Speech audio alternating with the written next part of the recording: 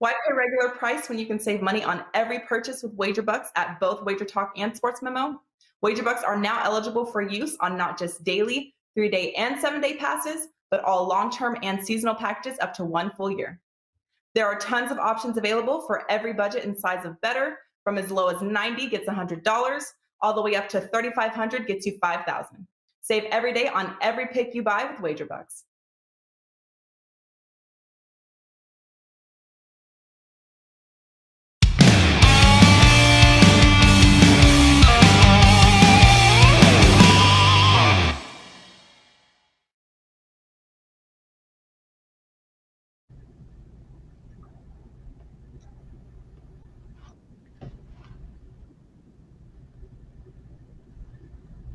All right, guys, welcome in. Can't believe it here. Monday, September the 14th.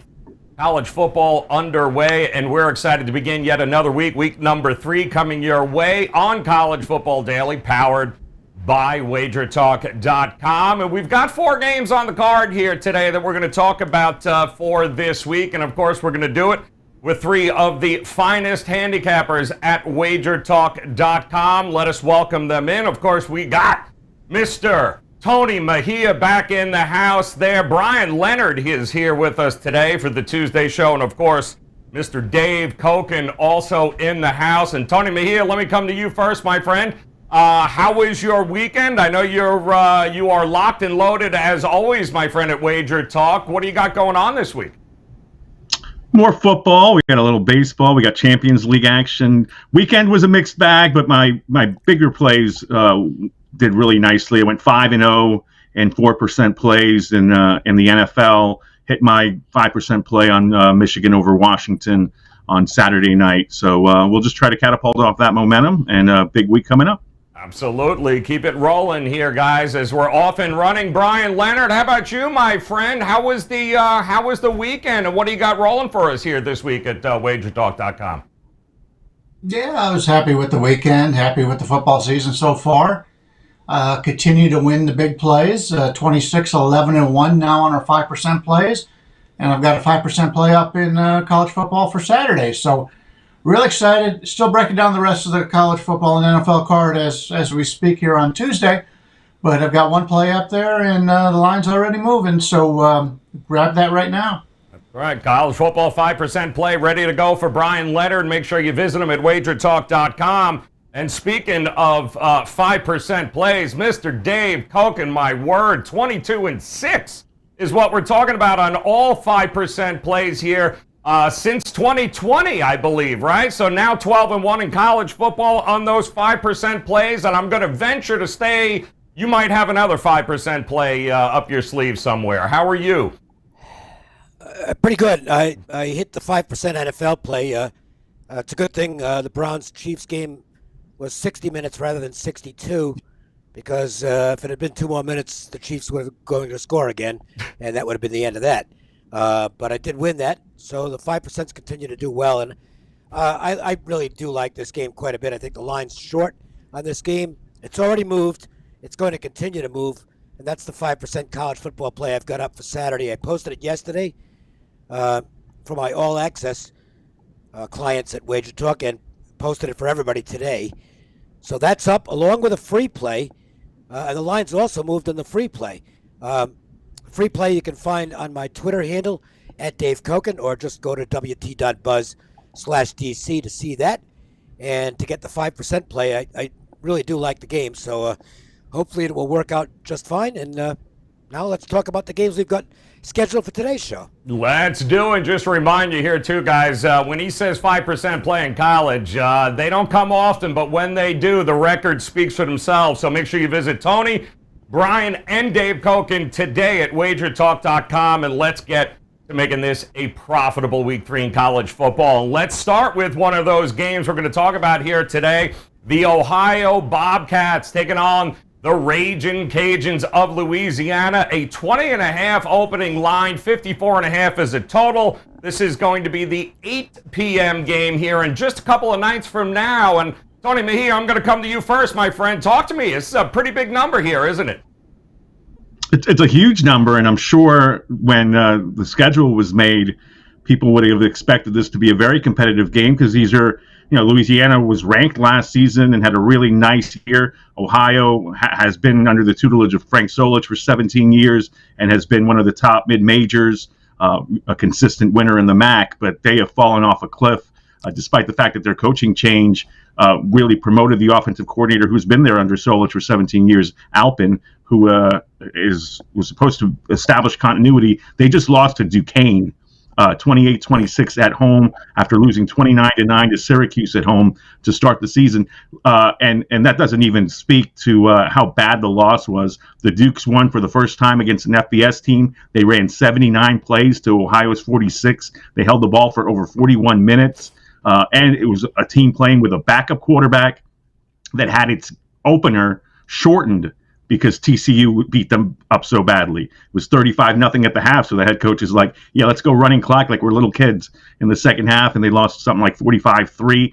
Dukes led wire to wire to beat Ohio. So this is an Ohio team that is really lost, and now they're going on the road for the first time to face the Raging Cajuns, who haven't looked really good themselves. I thought they would hang with Texas in week one. The Longhorns, who got obliterated in Fayetteville by Arkansas, really took it to Louisiana, and then they just narrowly survived by getting an onside kick. They were up 27-10, but ended up winning 27-24 against another FCS team in Nicholls State.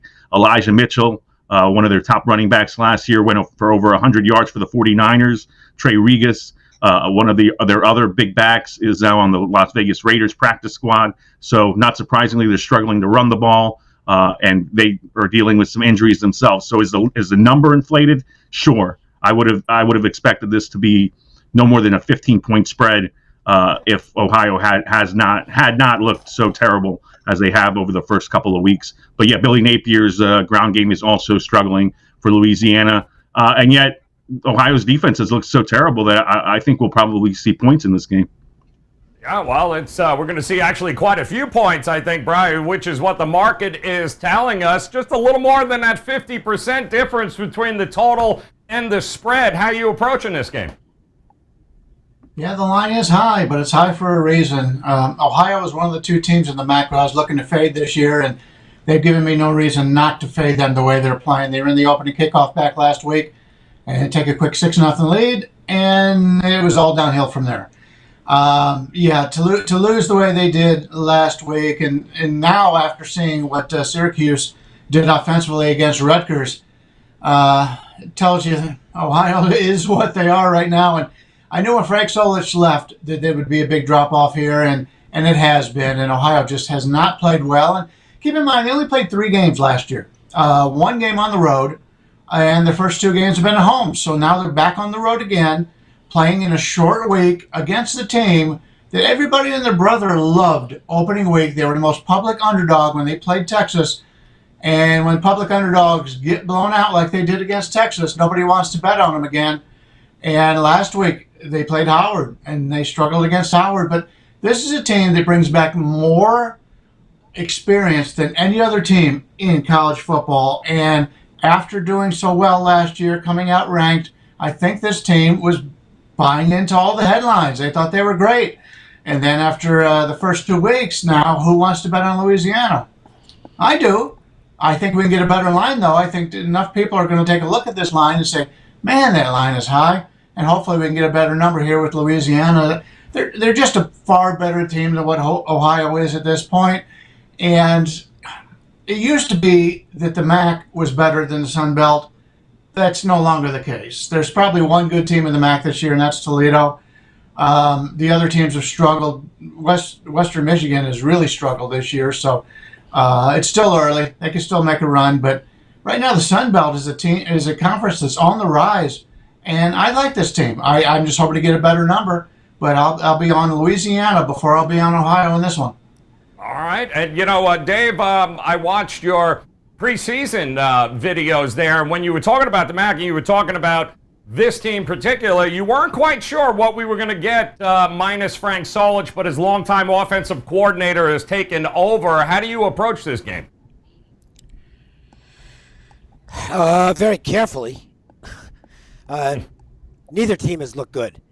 Ohio didn't play particularly well against Syracuse. They were okay defensively in that game, but Syracuse is playing things very close to the vest this year. Dino Babers is trying to place ball control. We saw that last week against Rutgers. At least it kept them in the game. Ohio, I saw the score 28-26 down against Duquesne, and it's like, well, that's not that bad.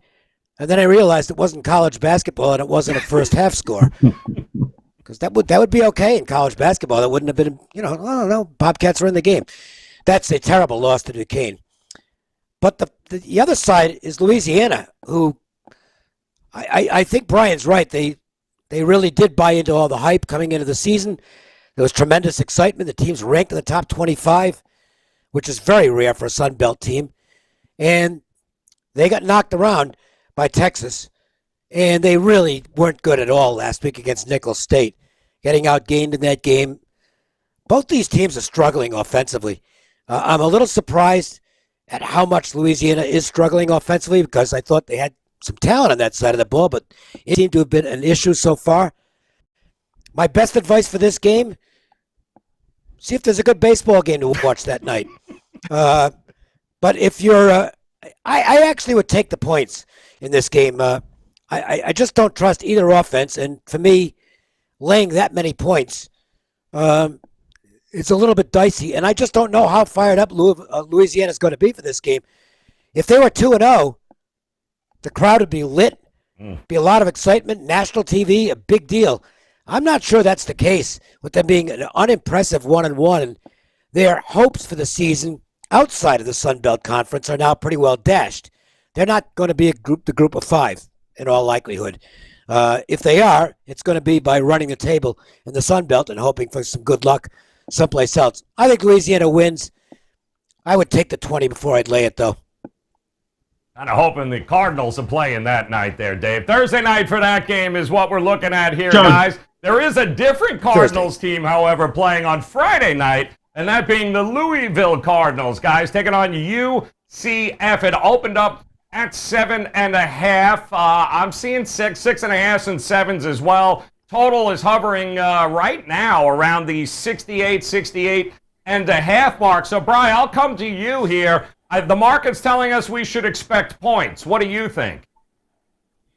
Well, I took the 7.5 with Louisville off the opener, so I'm feeling pretty good about that considering where the line is now. But to me, the Louisville team looked so bad the first week, and Central Florida is an excellent football team, but Central's a team that's got to go on the road for the first time. And the problem I have with Louisville is Louisville's going to try to run. I don't think they can run on Central Florida. That said, they should be able to pass. They've got a dynamic quarterback, and as long as he keeps the turnovers down, I think they can be in this game. Central's a better team. That's why they're a touchdown favorite on the road. But this Louisville team, I like Satterfield. He hasn't done much at Louisville, but he has done well in his past. And I think they could compete in this game. And the problem you run into now is you're not getting the full 7. You're getting the 6.5, as you pointed out.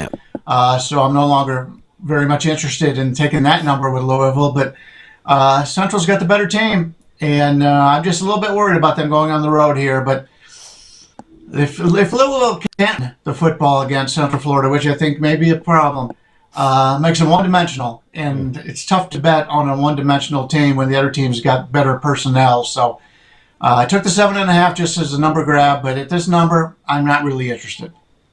It's been a good week there, Dave, for UCF, right? A couple of wins. Now they're Big 12. They get approved for. Things are moving well for this UCF program. What do you think about them? Yeah, look, they're a good program. And I'm glad they're going to a bigger conference where they'll hopefully get more attention and more play on the national scene. They're dynamic, and they're known for their offense. But this edition of the UCF defense is probably the best they've had in a few years. It's particularly good against the run. They haven't been giving up anything yet. I've got to see if Satterfield has a little more confidence in his quarterback than he's shown in the first 2 games. I mean, that's the guy they're going to have to go with. He's the QB, and I thought the play calling was very tentative offensively in the Ole Miss game. And that was a game where Louisville had to come out firing because you knew what Ole Miss was going to do and what they're capable of offensively. And, they were never in the football game. Final score, to me, wasn't an indication of how lopsided that game was. Ole Miss really slaughtered them. They were a little better last week, and I think with the home field, they should be better here. I made the number 6 on the game, so I've got it basically right where the number is. I thought maybe there was a little value on the opening number with Louisville, but I wasn't going to play it anyway because I don't like the matchup. I don't think Louisville's going to be able to have success running the ball on the Knights, and I'm not sure the coach has enough confidence in his quarterback, despite the fact he's got loads of experience, to turn him loose. If he does, maybe some good things will happen. But generally when a coach is play calling like Satterfield is, or like the Cardinals are, it means the quarterback is not inspiring them with good performances in practice. Otherwise, they'd open the playbook up a little more. So I guess I lean Central Florida here. My number says otherwise, but the matchup I do believe favors UCF. Tony Mejia, in your backyard here, this UCF team, and the numbers are as gaudy as they always have been. 99 points in 2 games, close to 1,300 yards. Everywhere you look, it's offense, offense, offense for UCF. What are we going to get here against Louisville? Yeah, there was some trepidation that Gus Malzahn would want to do things more of his way than what's been the norm at UCF under Scott Frost and Josh Heupel, where it's fast, pace. And fortunately, he has maintained that tempo. So props to Malzahn for that. Hopefully, this move to the Big 12 will have everybody calling this program UCF instead of Central Florida because they hate that. They hate the whole directional school thing. It's associated with small schools, and they want to be a big program. But to be a big program, you have to win games like this on a national stage, and it's a good indication that they're favored by odds makers here on the road. It's a sign of respect. I only have this number at 4.5 though, because this UCF team still hasn't shown that it's going to be as effective as past seasons. They lost a couple of wide receivers to the NFL over the past few seasons. This particular crop isn't as dynamic. They added Northwestern transfer Isaiah Bowser, who's been great at running back. And a huge key here, and this is something, if you're going to lay the points with the Knights, you have to keep an eye on. Center Matt Lee, who's one of the best players on the team, is day-to-day. I absolutely hate going into an opposing stadium, especially for a road opener, without your starting center. Matt Cole Schneider, who is one of the better offensive linemen in the American. He's on a bunch of watch lists. He slid over to center from guard and would get the call at Louisville if Lee can't go, but that weakens the interior line. So again, you need everybody to beat a team like Louisville in their house. Cunningham is Lamar Jackson light because he's not as dynamic a runner or passer, but they have some talent. Braden Smith, the kid that drop the ball. It seems like every season we get somebody dropping the ball 1 yard before they score a touchdown. Armani Huggins-Bruce was the culprit here. Went 95 yards and at the 1 decides to drop the ball to look cool. And that actually cost Louisville the cover in a 30-3 win over EKU because they were a 28-point favorite. They won by 27. So probably people mad at that guy. But look, Louisville scoreless in the first half against Ole Miss. I think UCF's defense is on par with Ole Miss. Certainly, these two, Dave and Brian have illustrated how impressive UCF has been in stopping the ground game. That was the key to beating Boise State and staging a comeback from 21-0 down. But yeah, it's a different show on the road. Dylan Gabriel fine after getting banged up in Boise State on the 2-point conversion that cost them that cover. But he's gonna play well. He'll outshine Cunningham. I think UCF wins. I'm not sure about laying the points. I think it'll be a higher scoring game than expected. All right, good stuff there, guys. That's Friday night. We got another one also on Friday night we're going to talk about, and we're going to look a little Big Ten action. Maryland taking on Illinois. Opened up 7.5, 58.5 as a total right now. 9 o'clock there on Friday night. And Dave, I've been impressed with Maryland, to say the least, although, listen, beating Howard is not exactly something to write home about, but Offensively, defensively, they seem to come out fire in this Maryland team. What do you think we're going to see here tonight? Oh, look, Tagliavo's looked really good. It takes a while for my numbers to adjust. I don't overreact to one or two results. And the sliding scale I have in either direction on my power ratings, sometimes I don't catch up to a team. Most of the time, the ratings are really good because you shouldn't overreact to one or two results. But it might well be that I have that my numbers are a little bit short on Maryland. I only make the game 4, but I don't have much interest in Illinois. Now, the good news for the Illini is they've got Brandon Peters back as the quarterback for this game. He got hurt 4 plays into the Nebraska game. Not that Peters is a great quarterback. He's not. I think he's at best kind of an average quarterback, but he's better than Sitkowski, who just wasn't very accurate, wasn't particularly mobile, and really kind of looked like the guy he was at Rutgers for the most part. He had a few good moments in the first game, but was not impressive at all moving forward, and he was pretty awful last week against Virginia. So I think that's an upgrade, though, for Illinois. I think they're going to have more confidence with Peters, but nevertheless, this team is a long way from being where Brett Bielema wants them to be. That's going to be a long-term process. If you're looking at the line compared to my power rating, you're supposed to play Illinois plus the points, but I can't do it because I am starting to get convinced that I might have sold Maryland a little bit short. I was not a big Loxley guy.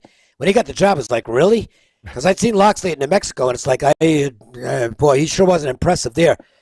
But he must have picked up some tricks working as an assistant because he's doing a good coaching job with this Maryland squad, and they're moving forward impressively. So I'm not going to bet the game, but despite my number, I'd have to lean to Maryland in this game. The other team that to me has the positive momentum right now and just might be a better football team than I thought they were going in. Yeah, Tua's brother is no joke. I mean, there were a lot of question marks there. Tony Mejia on him. Was it a flash? Was he not? What are we going to get? I really don't know.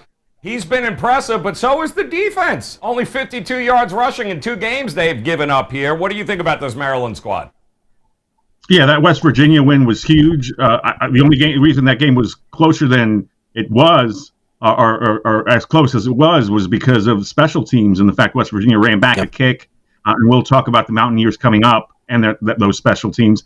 But Maryland really impressed in that game. Talia Tagovailoa has been solid since a shaky start. He threw for 332 yards in that first game and left against Howard in the, I think, third quarter. So he's fresh. They got Dante Demas Jr. And Raheem Jarrett as wide receivers, probably one of the top wide receiving tandems in the Big Ten. And Demas is the first wide receiver at Maryland since Stephon Diggs to go over 100 yards in consecutive games. He's the real deal. Illinois is probably going to be without their top safety, Sidney Brown. So that's alarming because they gave up 556 yards to Virginia and getting throttled 42-12. So with Brandon Peters back, maybe this sets up a situation where this is a higher scoring game than expected. I think Illinois will have to score to stay with Maryland. I don't think that defense is any good. That's what is it, an indictment of Lovie Smith and what he left, considering he's a defensive coach, maybe. But the fact is UTSA tore them up. The fact that Nebraska didn't tear them up is an indictment on Nebraska and how ill prepared they were to play in week 1 or week 0. So right now, even with Peters back, I favor Maryland. I'd lay the points, and I think the high side comes in. So it's an interesting question, Brian, because Peters is back. They get averaging just about 24.5 points a game here. How much more do we anticipate offensively are we going to get from this Illinois squad, or can we forget about that? I'm torn in this game. I know I don't want Illinois because they can't stop the pass, and Maryland's passing game so far has been electric. Everybody on the team is catching passes. They're passing all over the place. And if you're going to give up as many passing yards to Virginia, a team who normally doesn't pass a lot, it could get really ugly here for Illinois. I may be looking at Maryland, maybe a team total, something like in that regard. But then again, if you want to bet Maryland, you got to bet Michael Loxley is over a touchdown road favorite. And Mike Loxley has never won as a head coach anywhere. He's got a terrible record here at Maryland. He was terrible in New Mexico. He's a good recruiter, and he has recruited some good players, but he's still coaching the game. And I don't like to lay points with an inferior coach on the road, especially in this price range. I think Maryland will score, but I don't trust Maryland to cover the spread with the head coach. And unfortunately, I just don't think Illinois is very good. I talked in the past about that victory over Nebraska. If you take a look at the game score at the end of the game, Nebraska should have won that game 56% of the time. So, and we've seen that Nebraska is not very good. Even though they worked out really well for me last week when I bet them against Buffalo, a smaller team. But I guess if I was to play at this, I would take Maryland points over team total. But that's all I could do at this point. All right, going to be Friday night. A couple interesting games there on the card. We're going to talk about one Saturday one, which I think is fascinating, with Vatech taking on West Virginia. Not an awful lot of movement in the marketplace. 49.5. I'm seeing some 50s around. Also 2.5 for West Virginia at home. This is going to be noon on Saturday. Tony Mejia, talk to me, my friend. You just talked about that West Virginia game against Maryland. What do you think of Vatech in this spot? Well, Vatech looks like they have the black shirts defense back, which is great for them. Anthony Hamilton took a lot of heat, considering that he was replacing a legendary defensive coordinator, and they really fumbled the bit last season. So good to see Virginia Tech looking like a normal Hokies defense. In this game, it's one of those situations where Virginia Tech is ranked 15 and West Virginia is favored. And they'll have a gold rush game, and if West Virginia wins, we'll have some announcers slip up and say, "Oh, it's an upset," when it obviously isn't. So we'll see. I think the key here, and I mentioned it, the West Virginia special teams. Winston Wright of the Mountaineers leads the nation, averaging 51.2 yards per kick return. That's obscene. He got over 200 kick return yardage against Maryland. He ran one back against Howard. And so a big key here, and I already looked at it, is how Virginia Tech's kicker manages, whether his leg is strong enough. He went 35 for 55 on touchbacks last year. He's a Tulsa transfer, John Parker Romo. I think that's a key in this game, because field position is going to mean everything in a game where defense is probably going to rule the day. I think the Virginia Tech defense is for real. They lost one of the top tight ends in the ACC to a knee injury, and he's out for the season now, James Mitchell. So, they'll be down one of their key guys, a dual threat in terms of blocking and receiving. And so that's one less option that Braxton Burmeister will have on the road. The Hokies pulled off that upset of North Carolina based on defense alone, because the offense didn't do much except not turn the ball over. Raheem Blackshear, their running back, has put up decent numbers, but he's not eye-popping. West Virginia came into this season wanting to lay their hat on defense as well. And so I think this is going to be a defensive battle. I'm going to take the under on the 49.5, 50 points. And I think West Virginia will pull this out. I think Virginia Tech, was well suited to do what they did against North Carolina, and obviously had somewhat of a walkover against Middle Tennessee. This is a very difficult game on the road. Again, gold rush game, and a West Virginia team that's solid on both sides of the ball and special teams. So it's interesting, too, Brian, because Justin Fuentes, some think he's on the hot seat. He pulled off the upset win against Virginia to end last year. He opens up upset win over North Carolina. There are some people who say the wrong team is favored here. What do you think about this? This was interesting because the line opened up about 3, and my first thought was, that's too many points. And I did my power ratings, and I come up with 3.5. So maybe it's just the way Virginia Tech played in that first game at home that had me thinking that they were better than what my numbers say. But those games are at home, and now they got to go on the road. And as Tony pointed out, this is one of the toughest places to play in college football. And you got a West Virginia team who really hasn't impressed overall so far. So this is a game West Virginia needs to have. And I may agree with Tony. I think there'll be a lower scoring game here, but I think Virginia Tech is a little bit overrated right now, and I think we find out a lot about them this week when they have to go on the road to a real hostile environment. My numbers say basically that I can't play this game, just not enough advantage either way. But I think this is a telling game for the rest of the season to see what we can do with these two teams. If Virginia Tech comes out and plays as well as they did when they were at home, okay, then maybe this is a legitimate team this year. And if West Virginia comes out and blows them away, then we learn a lot from both of these teams. So, unfortunately, I've got nothing to add here, as this one won't be on my card, but I think the number's probably about right here. Dave, I'd asked you earlier in the season about how you approach home field advantages. Last year was so unique in itself, but Morgantown's a tough place to play. How do you approach kind of home field advantage in these spots? It's been a tough place to play when West Virginia's a really good football team. But I don't think it's been all that tough recently because West Virginia has not been as good a football team lately. The intimidation factor just isn't the same when the team's not dominant. And to me, West Virginia at this point is certainly not a dominant team. They're very good defensively. There's no question about that. But they've got problems offensively. The offensive line just isn't any good. It wasn't any good last year. I don't care about the Long Island game last week. So we'll throw that out and just look at the first game against Maryland. They got pushed around in that game. And that's not a good sign because Maryland is not known as a real physical in the trenches type of football team. And despite the fact that we just talked nicely about what Maryland's doing, they're kind of a finesse team. So that's not a good thing for West Virginia. The defense is first rate. There's no question about that. And it's tough to lay points or even take small points with a visiting team that might have trouble moving the ball. And I do think that's going to be the case for Virginia Tech here.